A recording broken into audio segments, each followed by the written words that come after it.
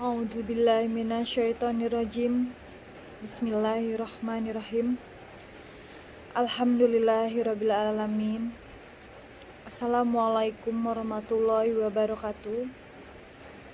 Assalatu wassalamu ala asrofil anbiya'i wal mursalin wa ala alihi washabihi ajmain, amma ba'du. Nama saya Widi Kudrati, nomor induk mahasiswa E2010083, Fakultas Hukum, kelas sore.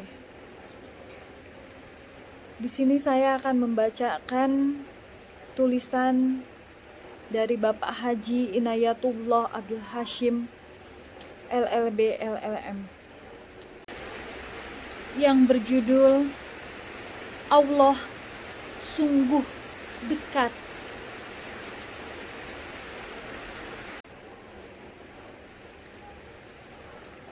Teman-teman yang dirahmati Allah, seringkali kita merasa bahwa diri kita jauh dari Allah Subhanahu wa Ta'ala. Doa-doa kita juga susah untuk didengar dan dikabulkan olehnya. Akibatnya, kemalasan bermunajat pun menghampiri diri kita pelan-pelan.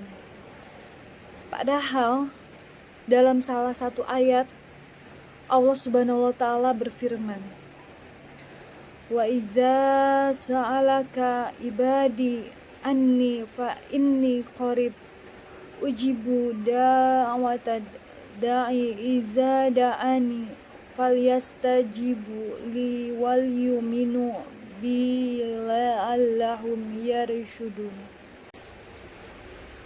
Quran Surah Al-Baqarah ayat 186, yang artinya, "Dan apabila hamba-hambaku bertanya kepadamu tentang aku, maka jawablah bahwasanya aku adalah dekat.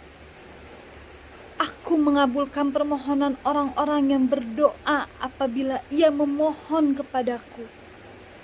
Maka hendaklah mereka memenuhi segala perintahku, dan hendaklah mereka beriman kepadaku, agar mereka selalu berada dalam kebenaran."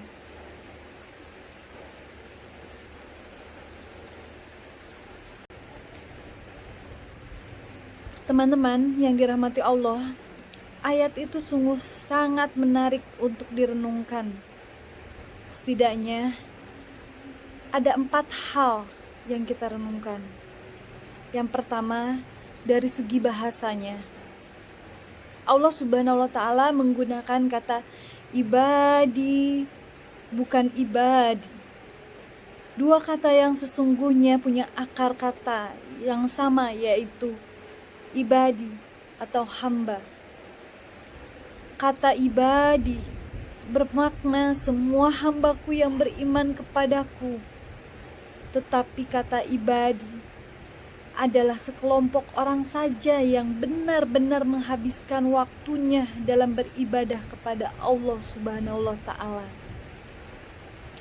Dengan kata lain, Allah Subhanahu wa Ta'ala menegaskan kepada setiap hambanya bahwa Dia maha dekat dengan kita, tanpa membedakan apakah kita seorang yang rajin beribadah atau biasa-biasa saja, membedakan apakah dia seorang kiai ataupun bukan, politisi ataupun bukan, guru, supir angkot, pemulung, atau apapun pekerjaan kita semua. Kita semua dekat dengan Allah Subhanahu wa Ta'ala. Dan renungan yang kedua, yaitu ulama mengatakan sebab turun ayat ini adalah ketika Rasulullah SAW membacakan ayat lain dalam Al-Quran, yaitu wa qala rabbukum ud'uni astajib lakum. Quran Surah Ghafir ayat 60, yang artinya, dan Tuhanmu berfirman, berdoalah kepadaku, niscaya akan kuperkenankan bagimu. Lalu orang-orang bertanya, ya Rasulullah, di mana dan kapan yang tepat untuk berdoa? Allah kemudian menurunkan ayat yang menegaskan bahwa Dia Maha menjawab, dekat, sungguh dekat. Rasulullah Shallallahu Alaihi Wasallam kemudian mengabarkan pada kita bahwa sedekat-dekatnya seorang hamba kepada Tuhannya adalah saat dia bersujud. Maka perbanyaklah doa saat sujudmu itu.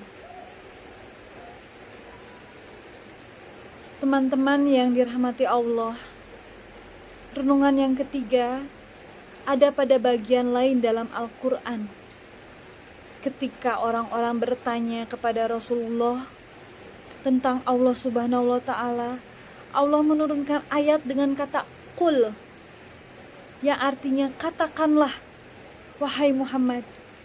Misalnya dalam surat Al-Ikhlas, qul huwallahu ahad, atau pada surat An-Nas, qul a'udzu birabbin nas, dan lain-lain. Tetapi khusus pada ayat ini, Allah meniadakan kata perintah itu. Padahal yang membacakan ayat tersebut adalah juga Rasulullah Shallallahu Alaihi Wasallam. Para ahli bahasa Arab mengatakan, peniadaan kata perintah itu menunjukkan kedekatan Allah dengan manusia, menunjukkan kedekatan Allah dengan makhluk ciptaannya. Sebab bukankah dalam ayat lain Allah Subhanahu wa Ta'ala berfirman, walaqad khalaqnal insana wa na'lamu ma tuwaswisu bihi nafsu wa nahnu aqrabu ilaihi min hablim warid, yang artinya, dan sungguh kami telah menciptakan manusia dan mengetahui apa yang dibisikkan oleh hatinya, dan kami lebih dekat kepadanya dari urat lehernya. Quran Surah Qaf ayat 16. Teman-teman yang dirahmati Allah, renungan yang berikutnya adalah yang keempat.